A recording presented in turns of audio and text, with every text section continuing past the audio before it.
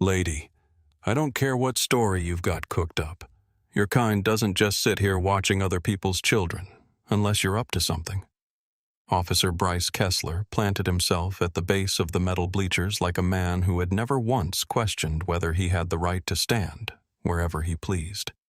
His platinum blonde hair buzzed military short and catching the June sunlight like pale wire stretched across a skull that had been built for giving orders, and his ice-blue eyes were locked onto the black woman sitting 3 rows up with the particular expression of someone who had already written the police report in his head and was just waiting for reality to catch up with the narrative. Nadine Calloway did not turn around. She kept her eyes on the baseball field where her 9-year-old nephew Elijah was fielding a ground ball at shortstop, his glove snapping shut with that satisfying pop that meant he'd caught it clean.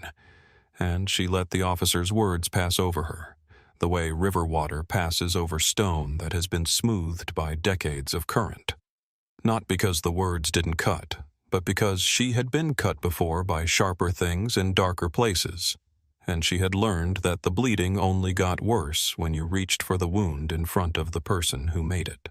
The metal bleachers pressed cold against her back despite the warmth of the morning, and beside her sat a leather work bag, professional and expensive, the kind that spoke of classified briefings and secure conference rooms, rather than park benches and Saturday morning baseball. And inside that bag, in an interior compartment where her fingers had brushed it just moments ago, out of habit, was something she had carried for 16 years. Something that could dismantle this entire encounter in 5 seconds flat if she chose to reveal it.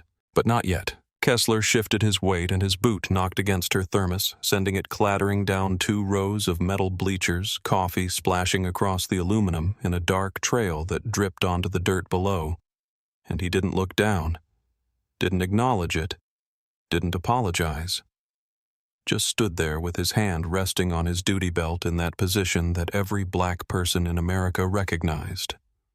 The one that said the distance between a warning and a weapon is shorter than you think, and the thermos rolled to a stop at the feet of an elderly white woman who stared at it and then up at Kessler and then pressed her fingers to her lips as if she had just witnessed the first tremor of something that was about to shake the ground beneath all of them. Out on the field, Elijah turned toward the bleachers and waved his face bright with the uncomplicated happiness of a child who still believed that Saturday mornings were safe, and Nadine waved back with a smile she held steady, despite the officer's shadow falling across her like a stain that wouldn't wash out. And somewhere between the crack of a bat connecting with a ball and the sound of coffee dripping off metal bleachers, the morning split in 2. The world as it had been, and the world as it was about to become, and only Nadine knew that both halves were being recorded. The morning had started, the way every Saturday morning had started for the past 3 years, with Nadine's alarm pulling her from sleep at 6:30, and her feet finding the cold kitchen tile before the rest of her body had agreed to be awake. And by the time Elijah shuffled into the kitchen in his rumpled Little League uniform, with his eyes still half shut and his hair pressed flat on one side from sleeping face down, the way 9-year-old boys do, she already had his cereal poured and his equipment bag packed and his cleats cleaned and lined up by the door, because these small rituals were the scaffolding that held both of their lives together. The invisible architecture of normalcy that she rebuilt every single morning, so that a boy who had already lost too much could wake up and feel the world holding steady beneath his feet. Auntie Nadine Elijah said between bites of cereal, his spoon pausing in midair, the way it always did when something had been circling in his mind for a while, like a bird looking for a place to land. Why do people always stare at us? Nadine's hand paused on her coffee mug. What do you mean, baby? Like at the grocery store yesterday, Elijah said, stirring his cereal slowly, watching the milk swirl around the little clusters of honey oats as if the answer might be hiding somewhere in the bowl. That lady kept looking at us like she was watching a movie, and we were the part where something bad is about to happen, like she was just waiting for us to do whatever bad thing she already decided we were going to do. Nadine had noticed the woman, too, had clocked the way her eyes tracked them down. The cereal aisle had seen how she watched Elijah's hands, the way people watch hands when they've already decided those hands are going to steal. Something had felt the particular heaviness of being observed by someone who had already written your story before you opened your mouth. "People are just curious sometimes," Nadine said, hating the lie, even as she shaped it into something smooth enough for a child to hold without cutting himself on the edges. "They notice things that are different. Best thing you can do is just keep being exactly who you are." Elijah nodded, but his eyes held that look.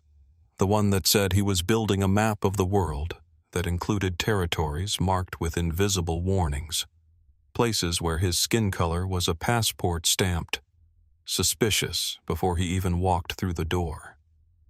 And Nadine looked at him and felt the weight of every lesson she wished he didn't have to learn pressing against her chest like a hand made of stone. His mother, Nadine's younger sister Janelle, was serving 8 years at the Federal Women's Facility in Danville, a mandatory minimum sentence for possession, with intent that didn't distinguish between a desperate single mother who turned to the only thing that made her 2 jobs and her exhaustion and her crumbling apartment bearable and an actual drug distributor. A sentence that didn't care about context or addiction or the fact that Janelle had been clean for 4 months before the arrest and was attending meetings and trying to rebuild because the law had its formula and the formula said 8 years and the formula didn't have a line for mercy. Nadine had signed the custody papers when Elijah was 6, had rearranged her entire career around a boy who needed stability, the way a cracked foundation needs concrete.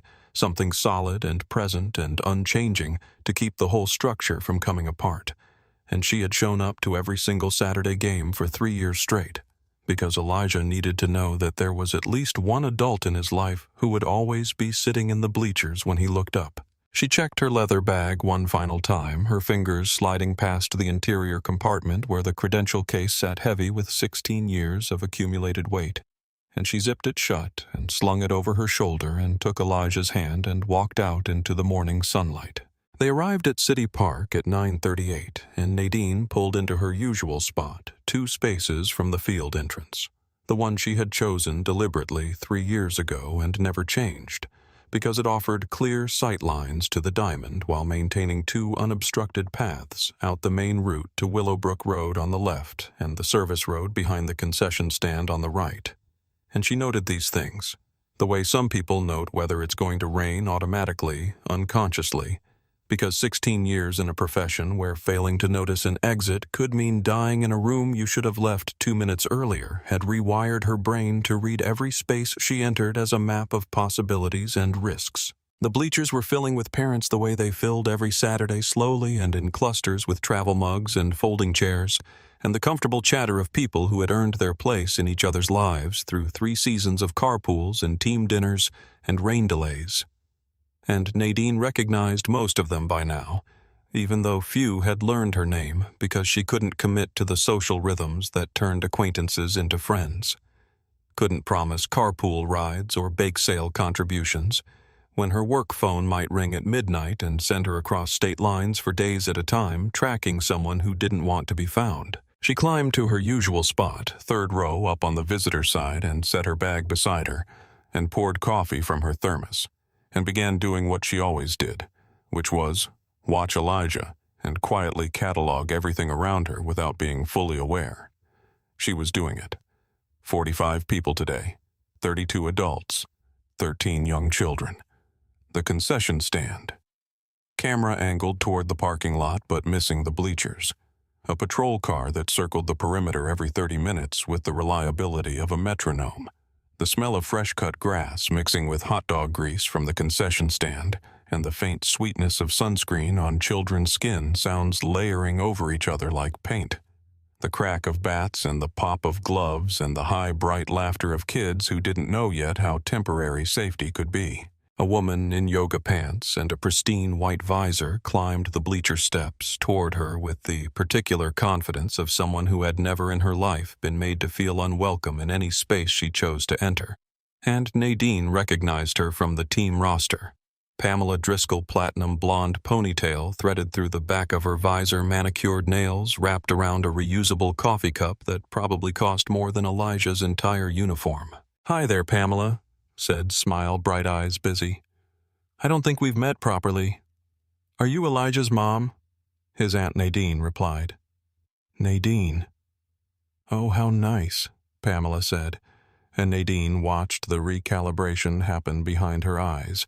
Aunt, not mother, which meant a story, which meant complication, which meant something that needed to be categorized before it could be accepted or rejected. "And what do you do?" "Government work," Nadine said. "Consulting." "Oh, like social services?" Pamela asked, and the assumption settled between them like a sentence already handed down. Government work plus black woman plus raising a sister's child, equaling social worker or case manager.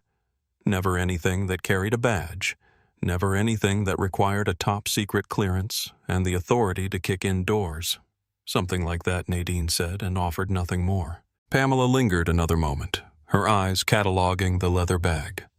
The quiet confidence the way Nadine sat apart from everyone, without appearing lonely.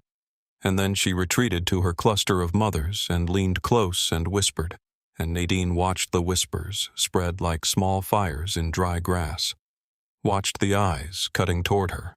Watched the social machinery of exclusion begin its quiet, efficient work. Out on the field, Elijah scooped a practice grounder and fired to first base with that awkward but determined throw that 9-year-old arms produce when the ambition outpaces the muscle, and he turned toward the bleachers and grinned with the pure, unfiltered joy of a child doing the thing he loved most in the world.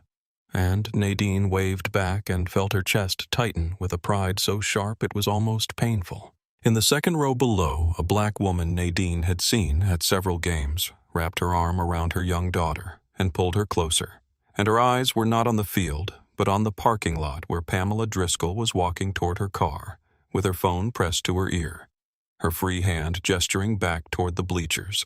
Toward Nadine specifically, her shoulders hunched in the universal posture of someone making a report.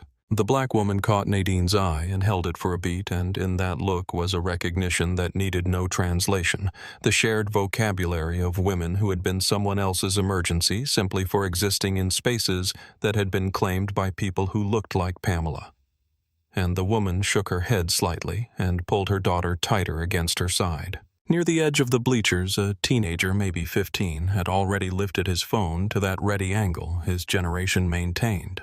Like instinct, not filming yet but prepared, and his hand was trembling with the particular frequency of someone who had seen enough videos on the internet to know what the next few minutes might look like. Coach Williams, a stocky man in his 50s with a clipboard and a whistle, and the permanently sunburned neck of someone who spent every weekend outdoors, paused in the dugout and looked toward the bleachers with his hand shading his eyes, and he said to the assistant coach beside him, his voice low but carrying further than he intended, "That woman has done nothing but love that boy every Saturday for 3 years, and here we go again."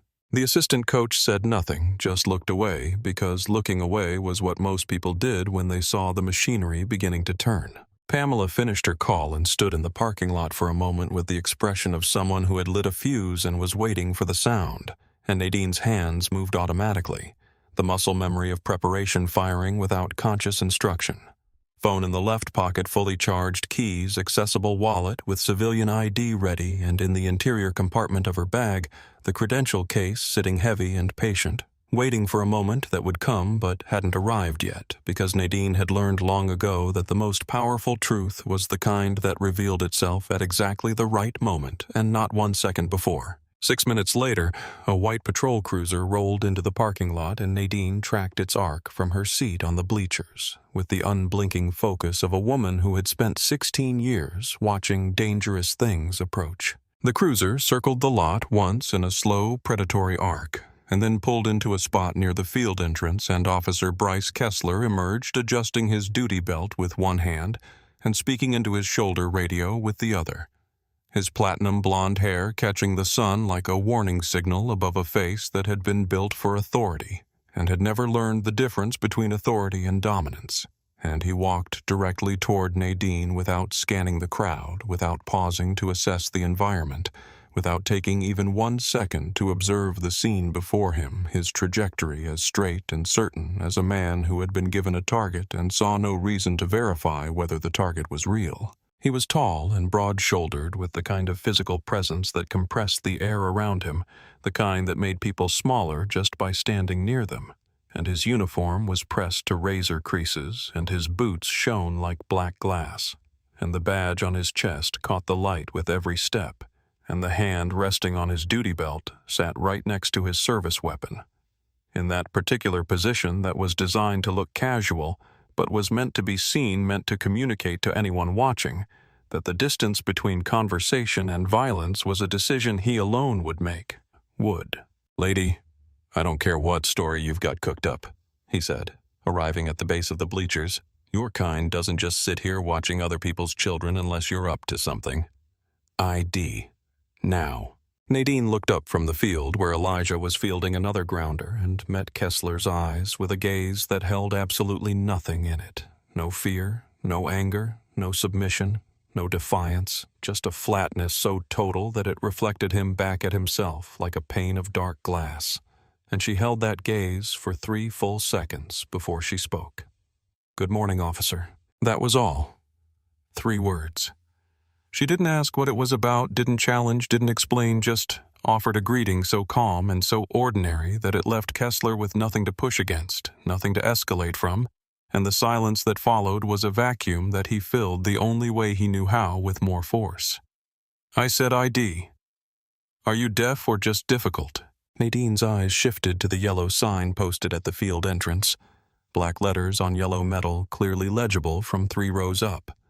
No loitering, 10 p.m. to 6 a.m.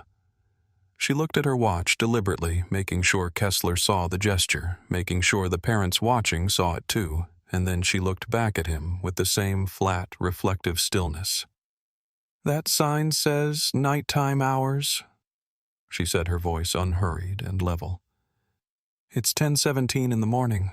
Something shifted behind Kessler's eyes, that flash of irritation that came when a person he expected to submit instead pointed out that he was wrong, and his jaw squared, and his posture widened, and his hand adjusted on his belt, and he took a half step up the bleachers, closing distance, claiming space, because when the law didn't support you, the only thing left was the physical reminder that you were bigger and armed and backed by a system that would take your word over hers every single time. Don't get smart with me, he snapped, and the words were loud enough to silence the parents clustered below, loud enough to make heads turn and phones rise, and the Saturday morning atmosphere shift from pleasant to electric with the speed of a change in weather. Nadine said nothing more. She simply held his gaze with that mirror stillness, giving him nothing, and the silence between them stretched taut as a wire, and she could see in the way his weight shifted, in the way his eyes darted sideways to check whether people were watching, that her silence was doing exactly what she understood it would do. It was making him feel unseen, and for a man who wore authority like armor, being unseen was the same as being stripped naked in front of a crowd. Kessler keyed his shoulder radio, and when he spoke, his voice carried the performative volume of a man who wanted an audience, who wanted every parent within 50 feet to hear exactly what he was saying and draw exactly the conclusions he intended them to draw. Copy, I have a black female Nadine Calloway, age 38, at City Park baseball field, running for wants and warrants. The words landed like a slap delivered in public, not because of their content, but because of their intent. Because reading someone's name and race over a radio while 50 parents listened was not procedure, it was theater.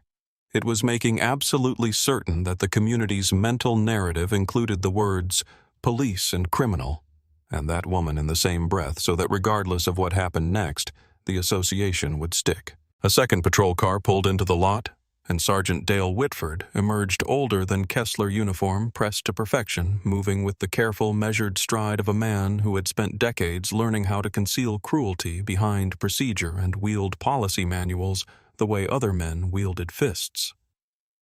Situation, Whitford asked, not looking at Nadine. Suspicious person, call Sarge.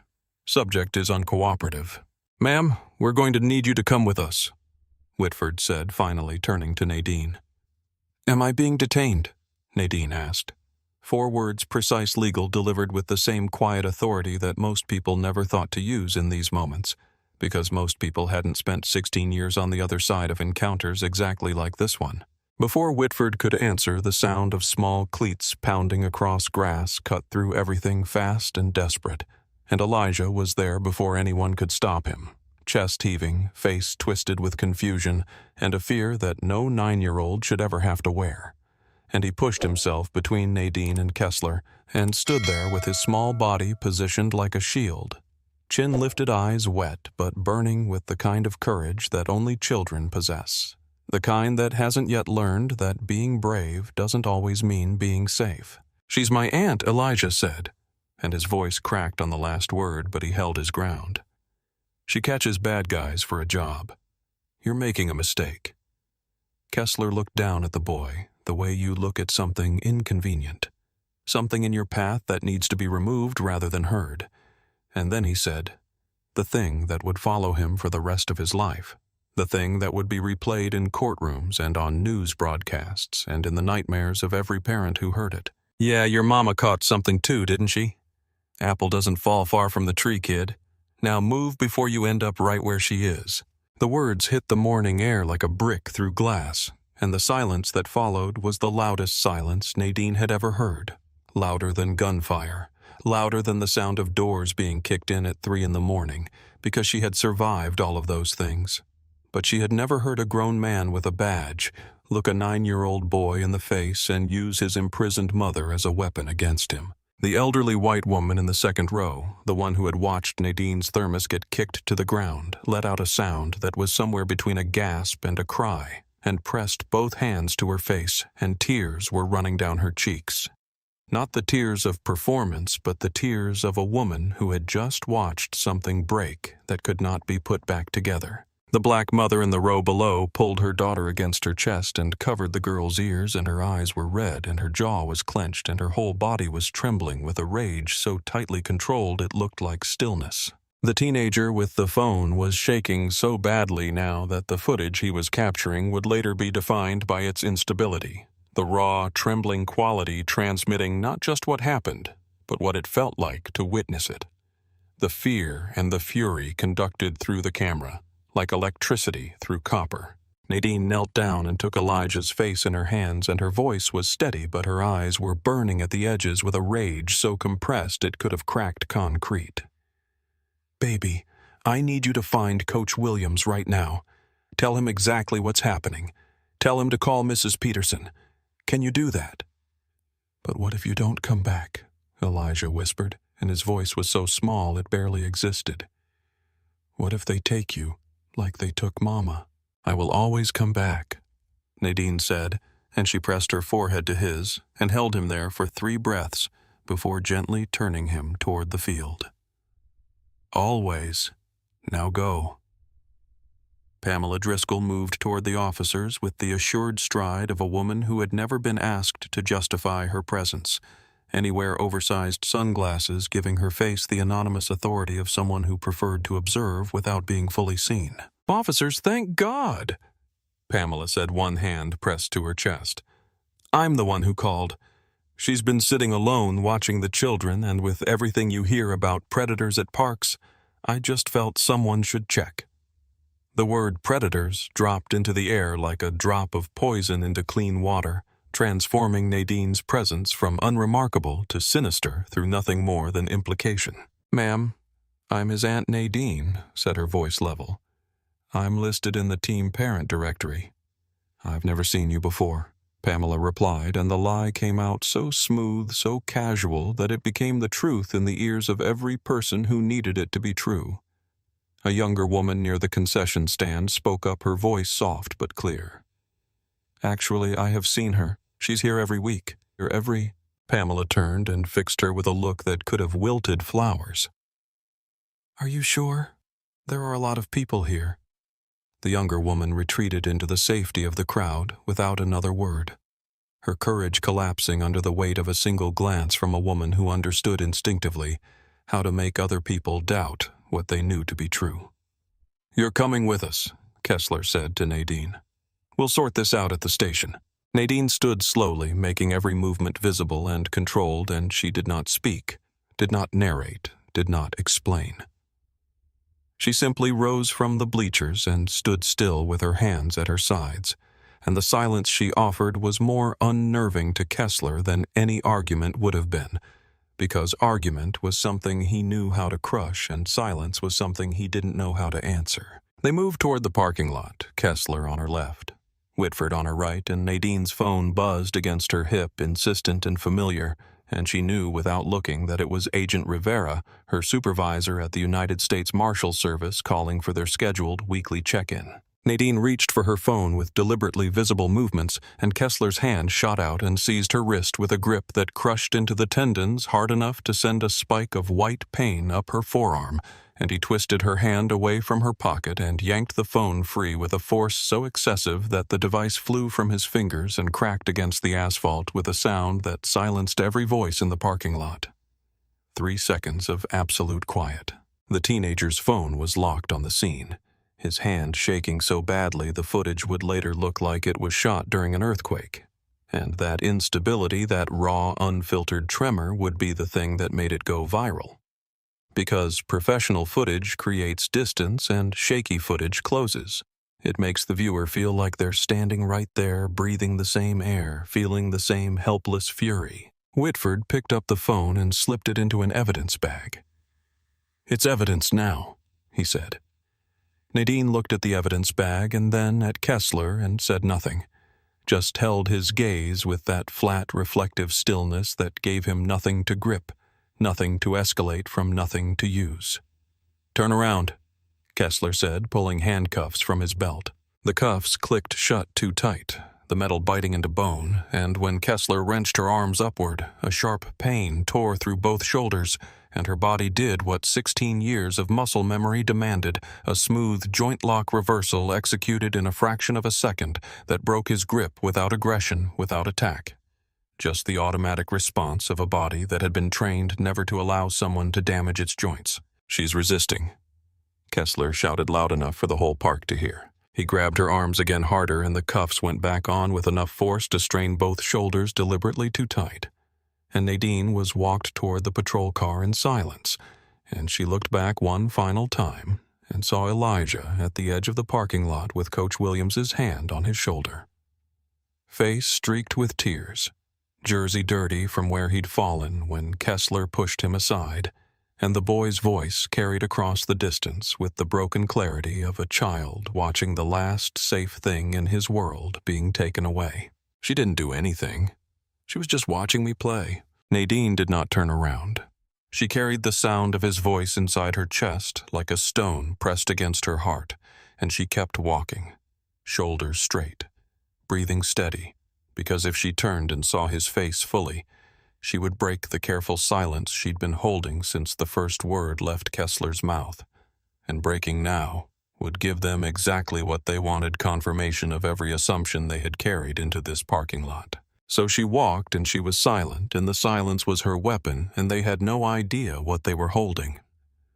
The back of the patrol car smelled of disinfectant layered over the older scent of accumulated fear, the chemical tang unable to fully mask the sweat and panic of every person who had ever sat in this same seat and realized they had no control over where it was going. Kessler typed on the dashboard laptop while Whitford drove his words, coming out in that half-dictation, half-performance style that officers used when constructing a reality that bore no resemblance to the one that had actually occurred. Subject displayed hostile demeanor from initial contact, refused lawful commands, demonstrated suspicious interest in minor children present at the location. Every word a lie, every lie now official. Nadine said nothing. She sat in the cage of the patrol car and let the silence do its work, let them fill it with the sound of their own false reports, because she knew the audio system was recording and she knew that silence was its own kind of evidence. And she thought about the small device clipped to her collar, the one that looked like an ordinary pen, the one that had been capturing every word since Kessler first opened his mouth, uploading to a secure cloud server in real time, backed up in 3 separate locations, including the Marshal Service's own system. Evidence that was already beyond their reach no matter what they did next. At the station, they processed her through security doors and down a corridor of fluorescent light and industrial cleaner. and the desk sergeant asked her to empty her pockets, and she complied with controlled movements, and then his hands found the leather case in the interior compartment of her bag. "What's this personal item?" Nadine said. The sergeant opened the case, and his expression transformed the way a sky transforms when a storm front rolls in rapid darkening, followed by a stillness more alarming than any thunder. The gold star gleamed under fluorescent light, and beneath it the credential card displayed her photograph, her name, her title. United States Marshal Service. Deputy U.S. Marshal. Nadine Calloway. Fugitive Apprehension Unit. Northern District of Illinois. Whitford appeared behind the sergeant's shoulder and saw it, and Nadine watched comprehension hit him like a physical blow, watched his jaw clench and his hand move to his collar, as if his uniform had suddenly become a noose. The sergeant set the credential case on a shelf behind the desk without logging it in the evidence inventory, and Nadine filed the omission alongside every other violation she had been accumulating since 10:15 that morning. They put her in a holding cell, concrete walls and a single bench and a metal door that clanged shut with a finality that echoed long after the sound itself had died, and Nadine sat down and waited because she had been in worse situations than this, and she had survived them all by knowing that the most powerful thing a person could do was be still while the system destroyed itself around her. 3 hours passed, and Nadine counted them by the rhythm of the station. The shift change at noon that brought new footsteps. The lunch cart squeaking past twice on its wobbly wheel. The phones at the booking desk ringing with an urgency that increased as the hours accumulated, and she sat on the concrete bench with her wrists aching and her shoulders burning, and she thought about Elijah, about the fear in his voice when he asked if she would come back. About the sound of Kessler's words hitting a 9-year-old boy like stones thrown at glass. Apple doesn't fall far from the tree, and she felt the rage pulse through her like voltage through a wire.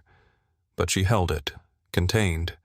It compressed it into something dense and cold and patient.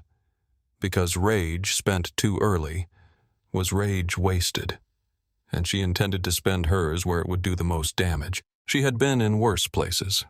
An Arizona safe house held by cartel members for 48 hours, while negotiators worked her release breathing methamphetamine fumes and listening to armed men argue about whether she was worth more alive or dead.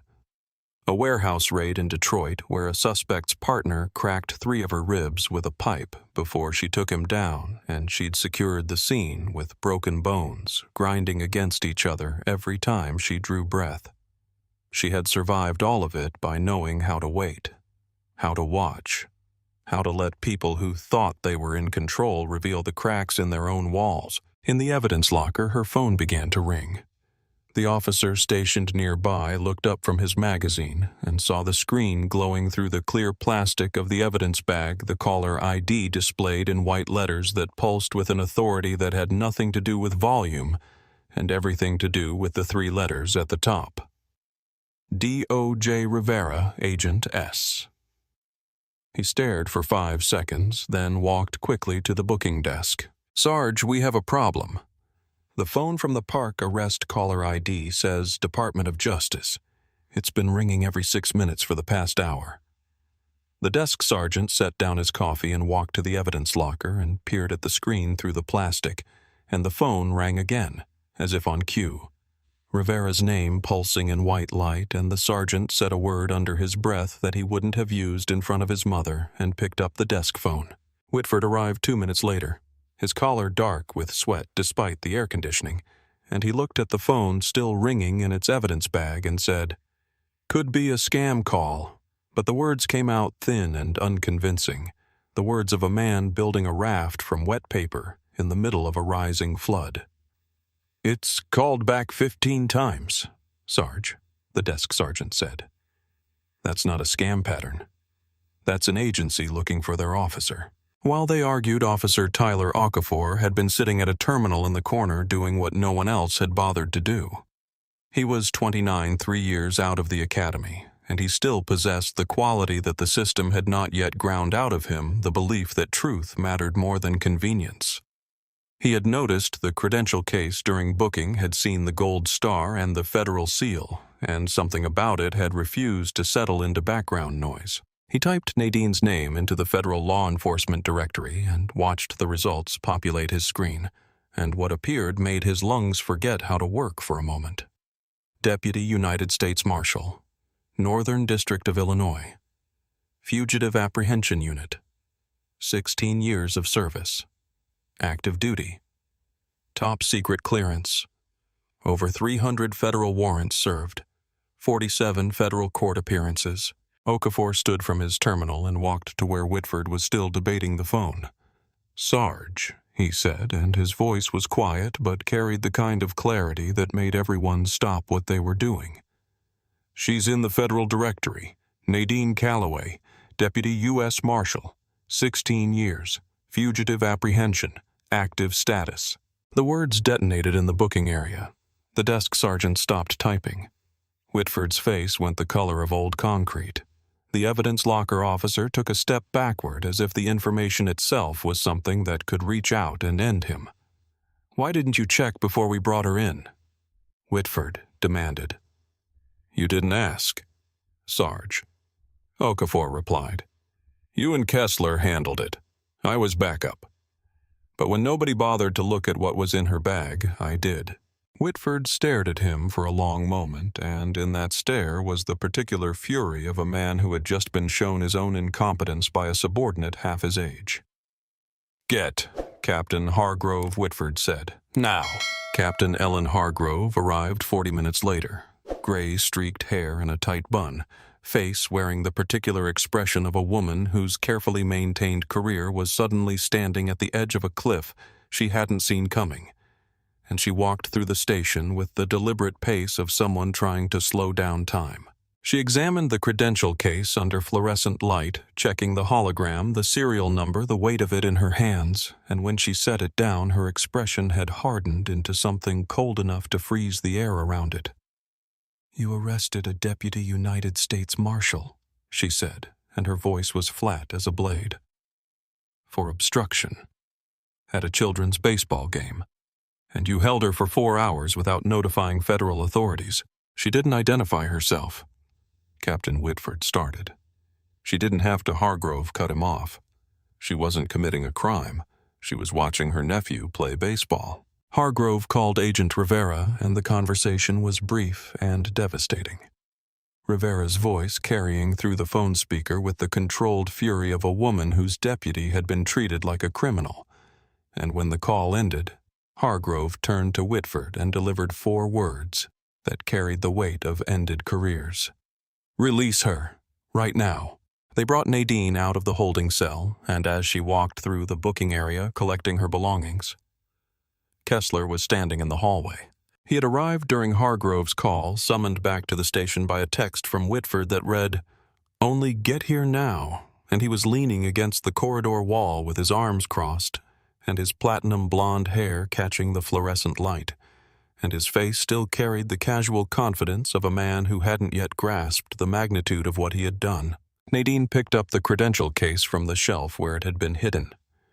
She opened it, examined the gold star and the ID card beneath it, the way a person examines something precious that has been handled carelessly by strangers, and then she clipped it to her belt right at her hip.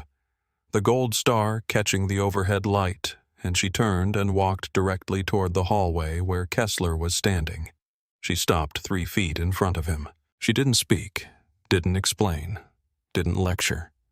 She simply stood there with the credential on her belt and the bruises on her wrists and the silence she had been carrying since his first word at the baseball field, and she looked him full in the face with that flat, reflective gaze that gave nothing and showed everything.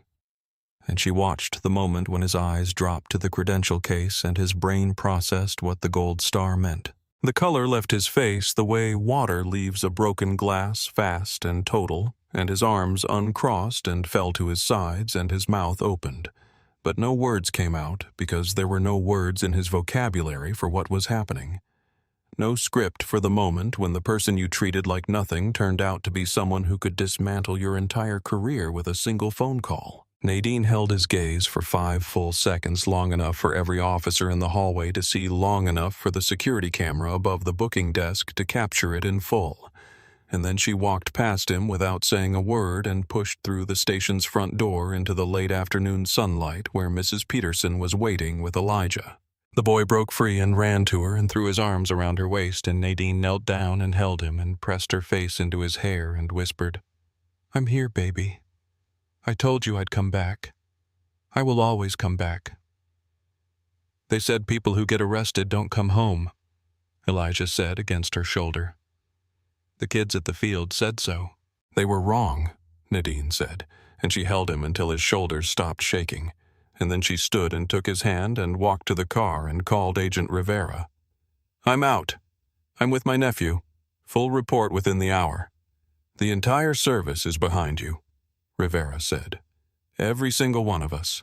5 days later, Nadine sat across from Investigator David Monroe in a windowless conference room at the County Oversight Office.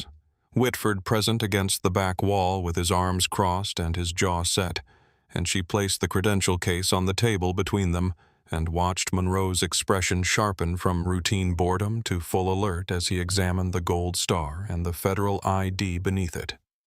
"Why didn't you identify yourself during the encounter?" Monroe asked. "Because I wasn't required to. I was a civilian watching my nephew play baseball. I committed no crime." Nadine placed the pen-shaped recording device on the table. "This is a legally obtained audio recording," she said. "Illinois is a one-party consent state. It has been uploaded to 3 secure locations, including the Marshal's service duty log. It cannot be altered or destroyed." She pressed play, and the recording filled the room with a clarity that left no space for interpretation. Kessler's opening contempt, Nadine's calm 3-word greeting, the sound of her thermos being kicked down the bleachers the moment he told a 9-year-old boy that his imprisoned mother was proof he was destined for the same fate. The crack of a phone hitting asphalt.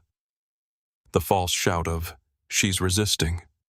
And beneath it all, running like a current beneath still water, the steady, controlled breathing of a woman who had survived things that would have broken the man who was trying to break her.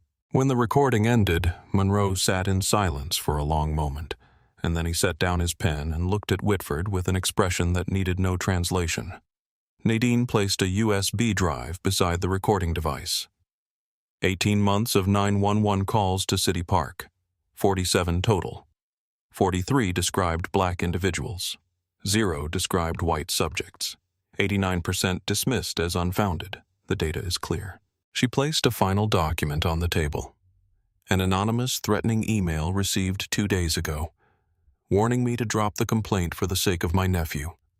Monroe picked up each item, turned it over, set it down, and Nadine could see the investigation expanding behind his eyes, growing from a single complaint into something that would eventually consume careers and reshape institutions. "This is no longer about one arrest," Monroe said. "No," Nadine replied. "It's not." The city council chamber was packed beyond anything its architects had ever imagined. Every seat filled, bodies standing 2 deep along the walls, overflow crowds pressing into the hallway, where someone had propped the doors open so they could hear. And the back row was lined with news cameras whose red recording lights turned the room into something that felt less like a government meeting and more like the opening argument of a trial that an entire community had been waiting decades to hold. Reverend James Odom stood near the front greeting arrivals, directing people to seats.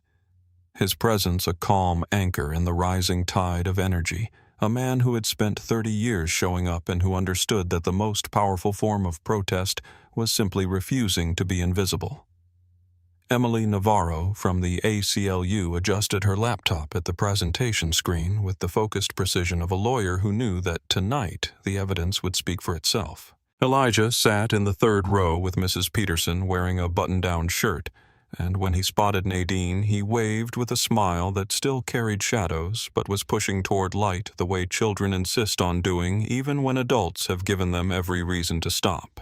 Pamela Driscoll approached the microphone first in business casual, now instead of yoga pants, and delivered her prepared statement about safety and responsible citizenship. and when Reverend Odom asked her to be specific about the issues at City Park, her composure flickered and she retreated to vague generalities that meant nothing and fooled no one. Emily Navarro stood and walked to the screen, and the pie chart she displayed was so stark it needed no explanation. 91% of suspicious person calls described black individuals, 0% described white subjects, and the chamber fell into the particular silence that occurs when a truth everyone has felt but no one has said out loud is made visible and undeniable. Emily then revealed the connection between Councilman Alex Devereaux's security firm and the 340% increase in calls following his city contract. The graphs tracking with disturbing precision calls per month, mapping exactly to payments per month. And Devereaux's face went through a rapid sequence of expressions that ended in something close to panic. Agent Simone Rivera stood from her seat in the middle of the chamber, and when she spoke, the full weight of the federal government entered the room. The Department of Justice Civil Rights Division has formally opened an investigation into potential violations of federal civil rights law. This became federal jurisdiction the moment your officers arrested a Deputy United States Marshal without probable cause. Kessler and Whitford, sitting in the back corner in civilian clothes, went so pale they could have been carved from the same block of marble. Then Nadine walked to the microphone and the room fell silent. "My name is Nadine Calloway. I'm a Deputy United States Marshal. For 16 years, I've tracked fugitives across state lines, served high-risk warrants, protected witnesses whose lives depended on my ability to stay calm when everything around me was falling apart. I've been shot at. I've been held captive.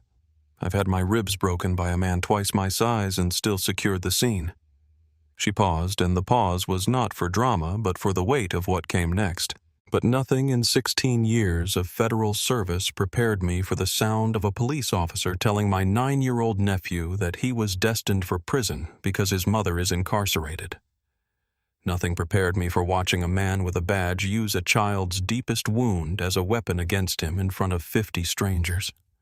The chamber was so quiet that the hum of the air conditioning sounded like a roar. "This isn't about me," Nadine continued. "It's about every black parent who has sat at a park and felt watched. Every grandmother asked for ID on a public bench. Every child who has watched someone they love be taken away in handcuffs for the crime of existing in a space that someone else decided they didn't belong in." She looked directly at Pamela. "You called 911 because my presence made you uncomfortable. Not because I threatened anyone, not because I broke a law. Because a black woman sitting alone at a baseball field was enough to make you pick up your phone and aim the entire machinery of the state at me." Then she turned to Devereaux. "And you built a profit model on that fear. Every call, every false response, every family harassed put money in your account." She turned back to the full chamber. "You wanted to make me leave. I didn't leave, and I'm not leaving now. None of us are." The chamber erupted, people standing, crying, shouting support, and Elijah was on his feet in the third row, clapping with an intensity that said he understood the part that mattered most, that his aunt had stood up and the world had finally heard her. Monroe recommended termination for Kessler suspension without pay for Whitford pending federal charges, review of Hargrove's conduct, and immediate cancellation of the Safe Neighbor Patrol contract. Devereaux stood, gathered his papers with hands that could not hold still, and said, "I need to recuse myself," and walked out his exit more damning than anything that had been said about him, because a man who leaves a room that fast is a man who knows exactly what is about to be found.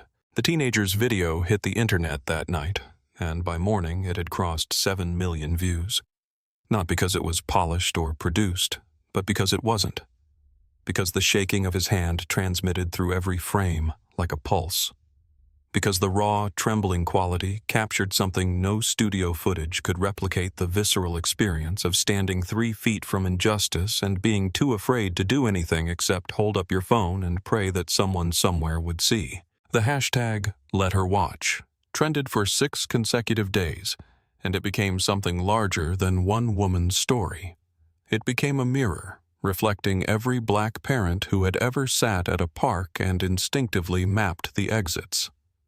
Every grandmother who carried her ID to a public bench.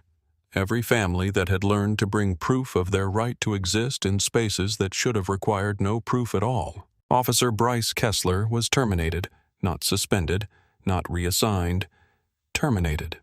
The body-worn camera footage was released through the federal inquiry, and the 10 minutes that the department had classified as a technical glitch were recovered in full by FBI digital forensics, showing Kessler and Whitford in the patrol car, discussing how to handle what they'd realized was a catastrophic mistake, their voices captured in digital clarity as they debated whether to log the credential case or pretend they'd never seen it, a conspiracy to suppress evidence preserved by the same technology they thought they controlled. But what destroyed Kessler was not the footage of his procedural violations. It was the audio of his words to Elijah. "Apple doesn't fall far from the tree." Kid played on every news broadcast, shared across every platform, dissected in every editorial. And the nation heard a man with a badge weaponize a child's deepest pain against him, and the nation responded with a fury that no union representative or departmental spokesperson could deflect. His wife filed for divorce within the month. His children's school requested that he not attend pickup. Former colleagues who had once called him a solid cop couldn't remember his name. Sergeant Dale Whitford was indicted on federal charges: evidence suppression, false arrest, deprivation of rights under color of law. The indictment ran 14 pages and read like a manual of everything a law enforcement officer was trained never to do. And when he appeared at his arraignment in a suit that fit him like a costume from someone else's life. The cameras outside the courthouse captured the face of a man who had spent his career hiding behind procedure and was now being crushed by it. Captain Ellen Hargrove announced early retirement, citing personal reasons, in a statement brief enough to fit on a postcard.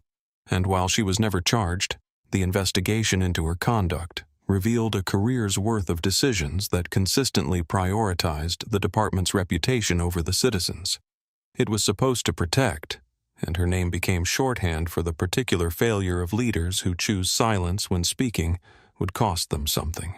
Pamela Driscoll's 911 call was played at the council meeting and then replayed on every news broadcast in the region. Her voice preserved in merciless clarity the words, "There's a black woman alone at the bleachers," echoing through living rooms and classrooms and Sunday sermons. And the community's response was not dramatic confrontation, but something quieter and more devastating. A withdrawal of the social fabric that had sustained her entire life. Neighbors who stopped waving invitations that stopped arriving.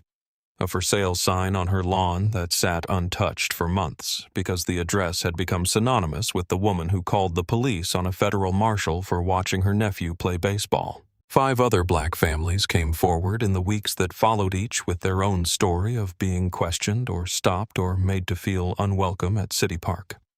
A grandmother ordered off a bench while reading. A father questioned while pushing his daughter on the swings. A teenager told to leave a basketball court he had reserved through the Parks Department. Each incident a reflection of the others, each one previously dismissed, each one now entered into the federal record as evidence of a pattern so consistent it could not be accidental, and so documented it could not be denied. Councilman Devereaux resigned, and the audit of Safe Neighbor Patrol uncovered billing fraud that went beyond the 911 correlation phantom incident reports, inflated response hours payments for services never rendered, and the criminal investigation that followed would add charges that had nothing to do with racial profiling and everything to do with greed. The Department of Justice opened a pattern and practice investigation into the entire police department, its scope expanding beyond City Park to 6 additional public spaces where identical patterns had been identified. And within 3 months, the City Council passed the Callaway Ordinance requiring independent civilian review of all 911 calls, involving descriptions of subjects by race, only a law that would be adopted by 11 other municipalities within the year. Each one citing the same source, a Saturday morning at a baseball field, where a woman was arrested for the crime of watching her nephew play. Officer Tyler Okafor, the young officer who had looked up Nadine's credentials when no one else had bothered, was commended by the Marshal Service for integrity under institutional pressure, and Nadine made sure his name appeared in every account of the incident because she wanted the world to know that even inside a broken institution, there were people who chose truth over convenience, who asked the questions their superiors were afraid to ask, who proved that the badge could still mean what it was supposed to mean. 2 Saturdays later, Nadine pulled into City Park with Elijah beside her. Same spot, same sun, same sound of children warming up on the diamond. And everything was the same and nothing was the same because the weight that had pressed down on this place for years had been lifted, and the space was still learning how to breathe without it. "What if people are mean again?" Elijah asked, his hand resting on his equipment bag. "Then we deal with it together," Nadine said. "This is your team. This is your field, and we belong here." They walked toward the bleachers, and parents smiled and waved real smiles. This time, the kind that stayed in the eyes, and Pamela's spot sat empty, permanently empty. And the absence was louder than any presence could have been. Coach Williams jogged over, and for the first time in 3 years, he used her actual name instead of the generic shorthand he'd been filing her under. "Nadine, glad you're back. We missed you." She climbed to her usual spot, 3rd row visitor side metal cold against her back, familiar and grounding, and she poured coffee from a new thermos and settled in. A patrol car rolled past, and Officer Okafor slowed and rolled down his window and nodded. "Marshal," he said, the word carrying across the morning air like a correction applied retroactively to every wrong that had been committed in this parking lot. Elijah ran to his teammates and took his position at shortstop and fielded the first practice grounder and threw 2 first. And he turned toward the bleachers and found Nadine's face and waved, and his smile was whole. A child's smile returned to its full size, and this time when he turned back to the field, he turned quickly without lingering, without checking to make sure she was still there, because for the first time since the arrest, he believed that she would be. Near the entrance, the yellow sign that had read, "No loitering 10 p.m. to 6 a.m." was gone. Removed.